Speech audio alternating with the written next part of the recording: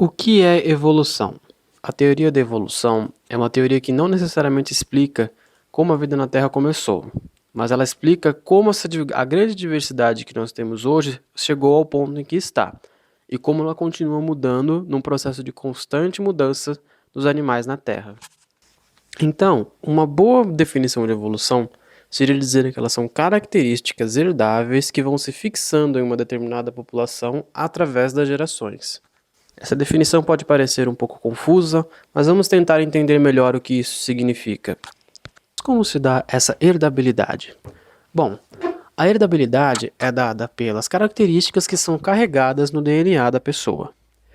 Para carregar essas características, elas são carregadas dentro da parte do gene do DNA. E como se dá a diferença nessas características? Vamos pensar numa população de joaninhas de diferentes cores. Imagine que você tem um determinado gene na população de joaninhas que irá definir a cor da joaninha. Isso seria o gene, a função da cor. O que vai definir se uma joaninha vai ter uma coloração ou outra coloração são os diferentes alelos desse gene. Ou seja, gene é a função que alguma coisa pode assumir. Alelo são as diferentes variáveis que essa função assume. Imagine você que uma determinada população de joaninhas da cor vermelha, perfeitamente adaptada para um ambiente vermelho, se reproduz.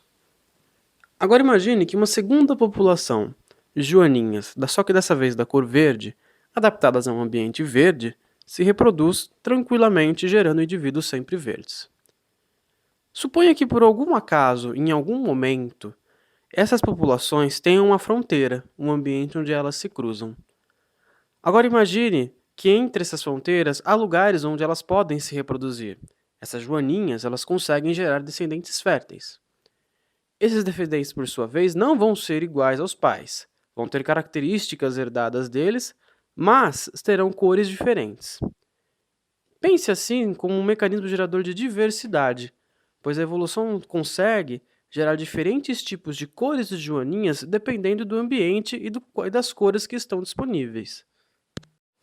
Mas de onde surgem as novas cores? Novas cores, assim como novas características ou novas habilidades que surgem ao longo da evolução, são o resultado de mutações no nosso DNA. Mutações, elas podem ocorrer por diversas maneiras. Elas são completamente aleatórias, não têm um sentido.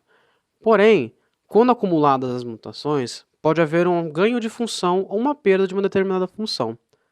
Caso isso seja benéfico para o indivíduo, isso se manterá. Caso não seja, o indivíduo é eliminado da natureza. O mecanismo mais famoso que mantém ou retira alguma característica da natureza é conhecido como seleção natural. E você já viu ele aqui nesse vídeo. Como foi mostrado anteriormente, as populações de joaninhas que você viu lá atrás estão perfeitamente adaptadas ao seu ambiente. Repare que ambas as populações de joaninhas estão em ambientes que têm a sua cor, ou seja, é um ambiente propício para a sua multiplicação e para a sua reprodução. Caso essas joaninhas saíssem de seu ambiente e fossem para um ambiente de cor diferente, elas provavelmente não sobreviveriam, por diversas razões. Vou citar a mais famosa de todas elas, que é elas seriam vistas por um predador e seriam predadas mais facilmente. A seleção natural é isso, é um mecanismo onde o indivíduo é selecionado pelo ambiente, e quando ele está bem adaptado, ele sobrevive e gera descendentes férteis, deixando assim futuras gerações da sua genética. Estas ideias permitiram ao homem entender o porquê bactérias criam resistência aos antibióticos e nos permitiram também aprender a domesticar algumas coisas na natureza. A seleção natural está presente no seu dia a dia de uma maneira um pouco diferente, de uma forma artificial, e recebe o nome de seleção artificial. Na seleção artificial, o homem acaba selecionando aquilo que mais lhe interessa, deixando de lado o que não lhe faz bem.